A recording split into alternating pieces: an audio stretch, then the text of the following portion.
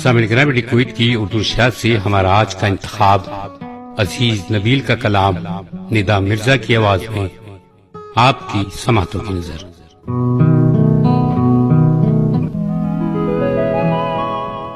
कोई फरियाद मुझे तोड़ के सन से निकली, यूं लगा जैसे मेरी रूह बदन से निकली।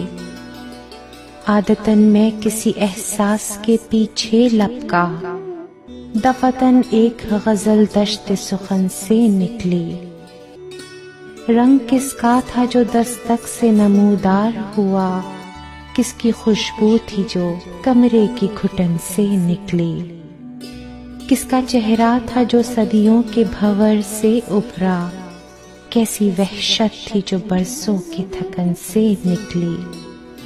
एक साए के ताक़ुब में कोई परछाई, प्यास ओढ़े हुए सहराए बदन से निकली। कुछ तो ऐसा था कि बुनियाद से हिजरत कर ली, खाक यूं ही तो नहीं अपने वतन से निकली। राख जमने लगी जब रात की आंखों में नबील, नींद आहिस्ता से बिस्तर की शिकन से निकली। कोई फरियाद मुझे तोड़ के सन से निकली, यूं लगा जैसे मेरी रूह बदन से निकली।